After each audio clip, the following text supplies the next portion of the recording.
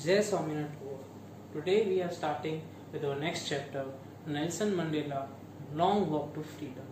वो देश ही क्या जो आज़ाद नहीं है, वो देश ही क्या जहाँ पे हमारे हक नहीं है, वो देश ही क्या जहाँ पे हमारी आवाज़ कोई सुनने वाला नहीं हो।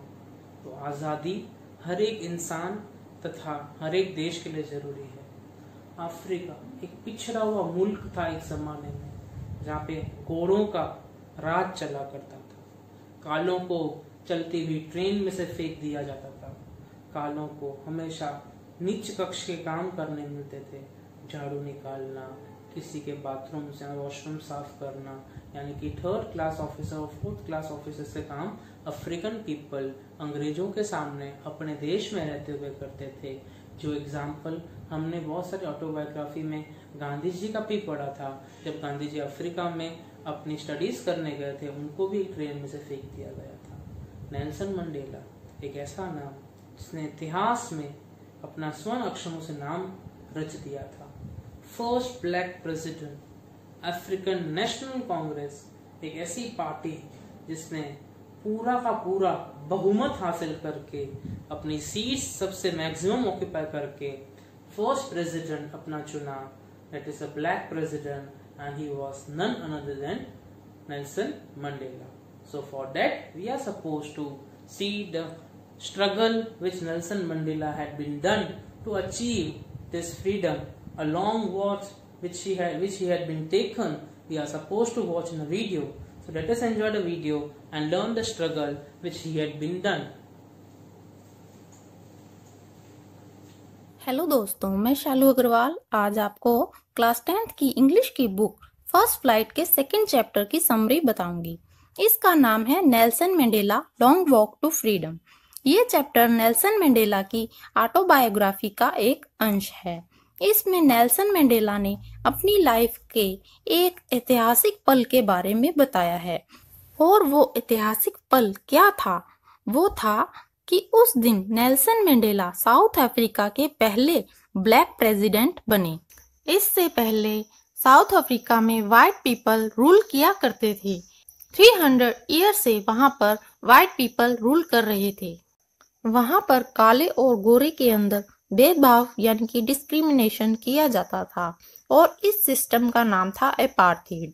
एपार्थीड सिस्टम के अनुसार काले लोगों को बहुत प्रकार के राइट्स नहीं दिए गए थे।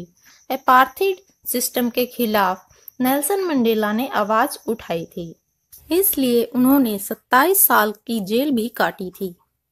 बाद में डेमोक्रेटिक इलेक्शन हुआ तो साउथ अफ्रीका के इतिहास में फर्स्ट टाइम ऐसा हुआ कि नेल्सन मंडेला की पार्टी ANC यानी कि अफ्रीकन नेशनल कांग्रेस पार्टी ने 400 सीट में से 252 सीट्स पर जीत हासिल की। एक इनॉग्रेशन पार्टी रखी गई थी। 140 कंट्रीज के बड़े बड़े लोग इस सेरेमनी में आए हुए थे। नेल्सन मंडेला ने जब अपनी स्पीच दी तो उन्होंने कहा कि इस धरती पर आज के बाद से कोई भी इंसान दूसरे इंसान को दबाए जाने का या नीचा दिखाए जाने का शिकार नहीं होगा। इस सेरेमनी में लगभग 1 लाख से भी ज्यादा लोग, औरतें, आदमी, बच्चे, सभी रेसेस के लोग आए हुए थे। सभी ने डांस किया और एंजॉय किया। 10 मई 1994 की सुबह एक नया सवेरा लेकर आई थी, बिल्कुल ब्राइट और क्लियर। नेल्सन मंडेला कहते हैं कि उन्हें रिस्पेक्ट देने के लिए लोग सुबह से ही आने लगे। दुनिया भर के पॉलिटिशियन और दूसरे अमीर लोग, सभी लोग आ रहे थे क्योंकि उस दिन इनॉग्रेशन होने वाला था। ये गैदरिंग अब तक की सबसे बड़ी गैदरिंग थी। इनॉग्रेशन सेरेमनी सैंडस्टोन एम्फीथिएटर में होने वाली थी। ये यूनियन बिल्डिंग प्रिटोरिया में है। आज ये प्लेस एक रेनबो के जैसा दिखाई दे रहा था क्योंकि यहाँ पर हर एक कलर के, हर एक रेसेस के लोग आए हुए थे, क्योंकि यहाँ पर फर्स्ट टाइम एक नॉन रेशियल गवर्नमेंट बनाई जा रही थी। वो ऑटम का एक खूबसूरत दिन था और नेल्सन मंडेला के साथ उनकी बेटी जेनानी भी थी। मिस्टर डी क्लर्क को सबसे पहले सेकंड डेप्यूटी प्रेसिडेंट बनाया गया। उसके बाद थाबो बेकी को फर्स्ट डेप्यूटी प्रेसिडेंट बनाया गया और लास्ट में नेल्सन मंडेला की बारी आई। उन्होंने शपथ ली कि वो सब कुछ राइट वे में फॉलो करेंगे, लोगों की भलाई के लिए ही वो हमेशा काम करेंगे। नेल्सन मंडेला ने पूरी दुनिया से कहा, जो उन्हें देख रहे थे, कि जो ग्लोरी और लिबर्टी उन्हें मिली है वो सभी लोगों को प्रोवाइड करते हैं, और जो भी प्रॉब्लम लोगों को आज तक फेस करनी पड़ी उसका अंत अब हो जाएगा और इस न्यू ह्यूमैनिटी पर सबको प्राउड होगा। मैं उन सभी लोगों को शुक्रिया अदा करता हूँ जो यहाँ आए हुए हैं, और ये जीत सबकी जीत है, न्याय की, शांति की और ह्यूमन डिग्निटी की सबकी जीत है। वे कहते हैं कि हम ये शपथ लेते हैं कि हमारे जितने भी लोग हैं जो अब तक गरीबी की जिंदगी जी रहे थे और जो अब तक सहन कर रहे थे, उनको उनके जेंडर या उनके कलर रेसेस को लेकर वो भेदभाव अब नहीं रहेगा। उन सबको आजाद कर दिया जाएगा। आज के बाद इस खूबसूरत धरती पर ऐसा कभी भी नहीं होगा। जो बुरा अनुभव लोगों के साथ हो चुका है कि एक इंसान दूसरे इंसान को दबा रहा है, ये नया सूरज फिर कभी नहीं छिपेगा। ये आजादी हम हमेशा बरकरार रखेंगे और भगवान हमारे कंट्री अफ्रीका पर अपना आशीर्वाद बनाए रखे।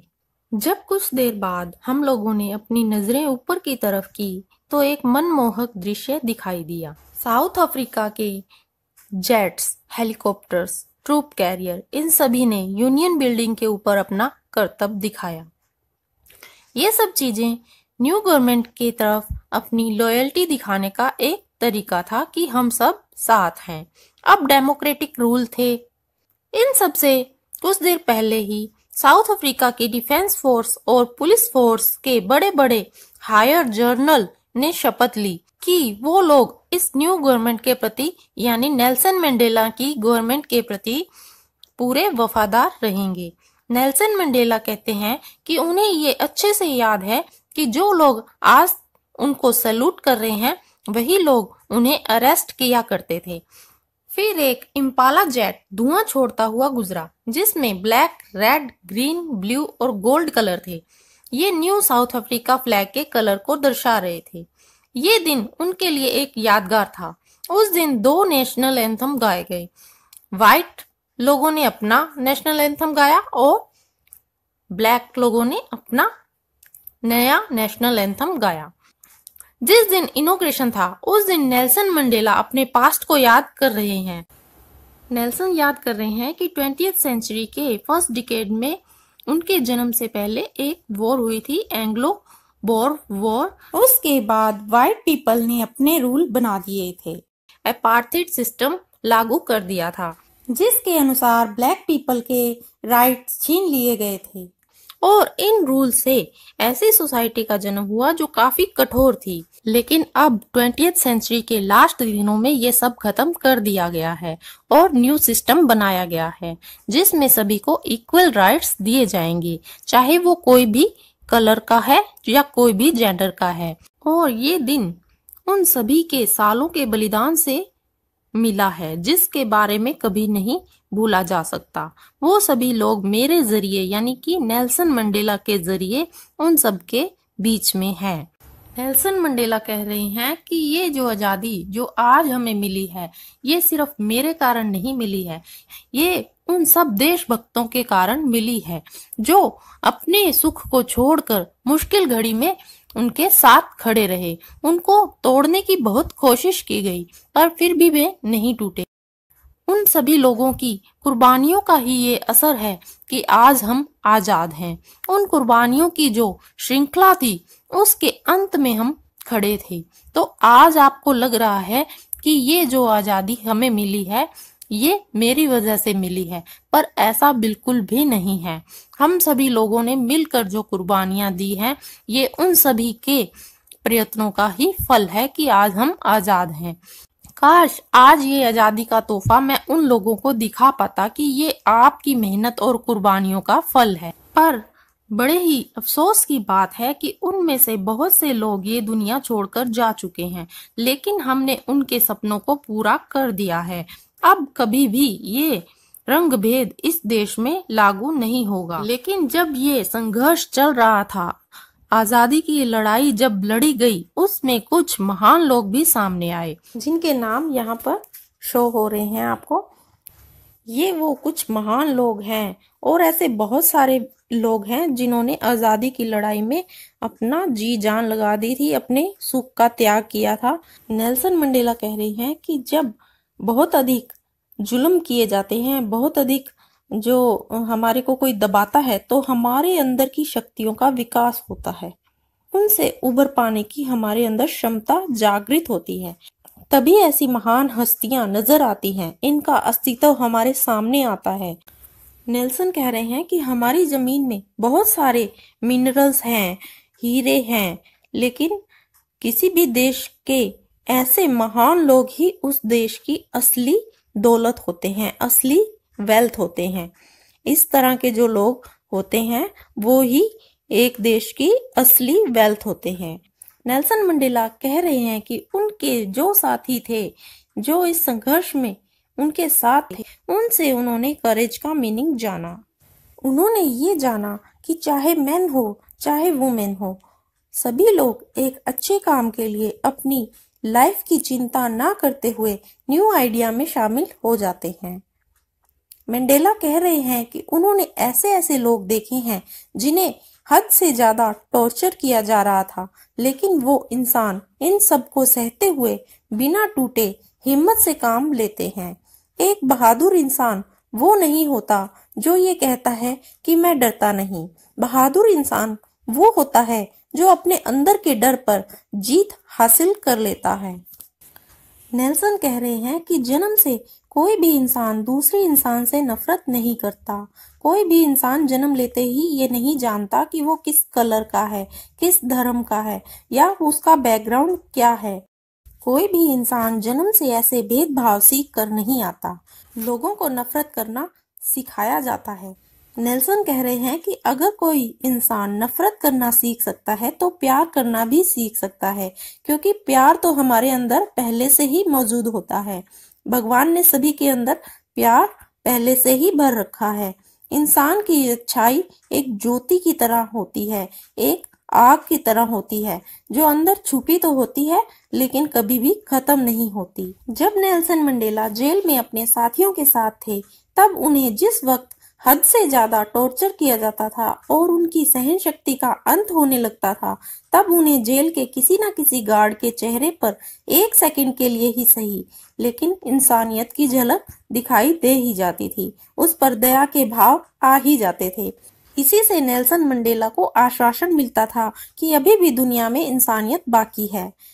इसी से उन्हें हिम्मत मिलती थी आगे बढ़ने के लिए। एक हल्की सी इंसानियत की झलक भी उन्हें संघर्ष करते रहने की हिम्मत दे जाती थी।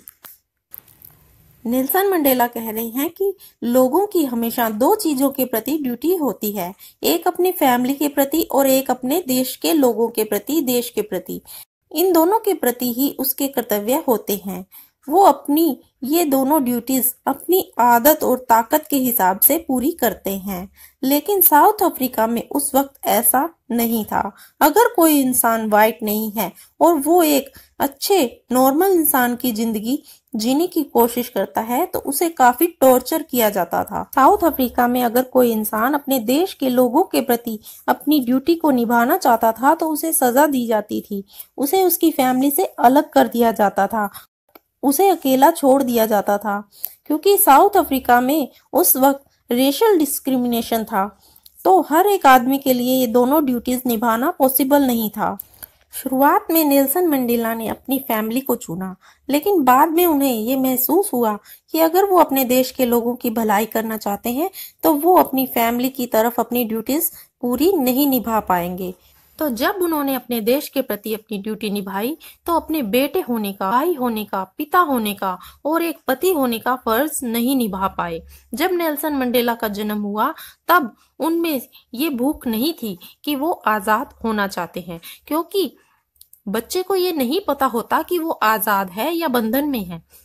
ये बंदिशें बाद में उसे समझ में आती हैं। तो नेल्सन मंडेला भी अपनी माँ के घर के पास जो खेत थे उनमें आजादी से घूमते थे, नदी में आजादी से तैरते थे, आजादी से कोई भी अनाज रात को भून कर खाते थे और आजादी से बैल के ऊपर सवारी करते थे। उन्हें किसी भी तरह से ये एहसास नहीं होता था कि वो आजाद नहीं है। नेल्सन अपने पिता और गांव के रूल को फॉलो करते रहे, तब तक उन्हें कोई मुश्किल नहीं आई। लेकिन जब नेल्सन थोड़े बड़े हुए तो उन्हें महसूस हुआ कि जिस चीज को वो अपने बचपन में आजादी समझते थे वो एक झांसा है, धोखा है। जब वे बड़े हुए तो उन्हें पता चला कि उन पर किस तरह की बंदिशें हैं। उनकी आजादी पहले से ही छीन ली गई है। तब उन्हें आजादी प्राप्त करने की भूख जागी। जब वे एक स्टूडेंट थे तो उन पर जो बंदिशें लगी कि रात को बाहर नहीं जाना, या माता पिता जो बंदिशें बच्चे पर लगा देते हैं थोड़ा बड़ा होने पर कि अपनी मर्जी से वो बाहर नहीं जा सकता, रात को बाहर नहीं जा सकता, या अपनी मर्जी से कुछ खा नहीं सकता, या अपनी मर्जी से कोई चीज पढ़ नहीं सकता, वो बस इन चीजों से आजादी पाना चाहते थे। पर ये सब बंदिशें टेम्परेरी होती हैं। बाद में जब वे थोड़ा और बड़े हुए, जवान हुए, तो उन्हें अलग तरह की फ्रीडम चाहिए थी। तब वे चाहते थे कि वो अपनी मर्जी से जो काम कर रहे हैं वो करे और उसका पैसा उनके पास, खुद के पास आ जाए, और जिससे चाहे वो मैरिज कर ले और अपनी एक फैमिली बना सके। और जब तक वो लॉज को फॉलो कर रहे हैं वो आजादी से जी सकें बिना किसी रुकावट के। बाद में उन्हें महसूस हुआ कि वो अकेले ही नहीं हैं, बल्कि ऐसे बहुत सारे भाई बहन हैं जो साउथ अफ्रीका में रहते हैं और उनका स्किन कलर वाइट नहीं है और नेल्सन जैसे वो दिखते हैं। उन पर ये बंदिशें हैं, उनकी भी आजादी छीन ली गई है। तो फिर उन्होंने अफ्रीकन नेशनल कांग्रेस नाम की पॉलिटिकल पार्टी ज्वाइन की और अपने लोगों की आजादी के लिए वो लड़ने लगे। और वो भूख जो अपनी आजादी पाने की थी वो अब अपने जैसे लोगों की आजादी की भूख में बदल गई। और इसी आजादी को पाने की इच्छा में वो एक डरे हुए इंसान से एक बोल्ड इंसान में परिवर्तित हो गए। एक कानून को फॉलो करने वाले आदमी से एक क्रिमिनल बन गए। एक फैमिली से प्यार करने वाले आदमी से बिना घर बार वाले बन गए और जिंदगी से प्यार करने वाले एक आदमी से साधु के रूप में परिवर्तित हो गए। ये सब उन्होंने सिर्फ इसीलिए किया ताकि वो और उनके जैसे लोग आत्मसम्मान से अपनी जिंदगी जी पाए। नेल्सन कहते हैं कि वो भी एक आम इंसान की तरह ही है, उनमें कोई खास बात नहीं है। ऐसा नहीं है कि आम लोगों से ज्यादा सैक्रिफाइस वो कर सकते हैं, लेकिन जब उन्होंने ये रियलाइज किया कि वो अपनी लिमिटेड आजादी में खुश नहीं है तो उन्होंने जाना कि उनके जैसे और भी लोग ऐसे रहते हुए खुश नहीं हैं, आजाद नहीं है। वो कहते हैं कि मैंने ये फील किया कि जब तक मेरी कम्युनिटी का कोई भी इंसान आजाद नहीं है तो मैं भी आजाद नहीं हूँ। अगर मेरे जैसा कोई भी इंसान जंजीरों में है तो मैं भी जंजीरों में हूँ। सब कैद में है, सब जंजीरों में है। मैं ये जानता हूँ कि व्हाइट पीपल ने ब्लैक पीपल पर बंदिशें लगाई हैं, इससे ब्लैक पीपल आजाद नहीं है, पर जिन्होंने ये बंदिशें लगाई हैं वो भी आजाद नहीं है, इसलिए उन्हें भी आजाद करवाना है। उन्हें भी उनकी नफरत की कैद से आजाद करवाना है, क्योंकि वो भी बिना किसी कारण के ब्लैक पीपल से नफरत करते हैं। तो उन्हें उनकी नफरत ने जकड़ा हुआ है, उनकी छोटी सोच ने उन्हें अपना गुलाम बनाया हुआ है, इसलिए उन्हें भी उनकी नफरत से मुक्ति दिलानी है। जो इंसान किसी की आजादी छीनता है वो भी आजाद नहीं है, और जिसकी आजादी छीनी जाती है वो तो आजाद है ही नहीं। तो दोनों इंसानों की इंसानियत छीन ली गई है, वो दोनों ही शिकार हो गए हैं। तो जुल्म करना और जुल्म सहना दोनों ही गलत है। धन्यवाद। कितना गर्व महसूस हो रहा होगा हम सबको नेल्सन मंडेला के एक लॉन्ग वॉक को देख के। तो friends, whenever you are having a feeling that this is your human right, this is your basic right, then always fight for that. अगर आपसे कोई अपने हक अधिकार छीन रहा है तो हमेशा नेल्सन मंडेला को याद करके अपने हक अधिकारों के लिए लड़ना, लेकिन लड़ना उन्हीं चीजों के लिए जो आपका हक अधिकार हो, वरना वो एक लॉन्ग वॉक टू फ्रीडम नहीं कहलाएगा। अगर आप अच्छे नागरिक हो और आप लॉन्ग वॉक टू फ्रीडम चाहते हो तो हमेशा अपने और दूसरों की सच्चाई के लिए ही लड़ना। This was the moral of the story. Watch for the videos. Until on, goodbye. We are going to meet very soon.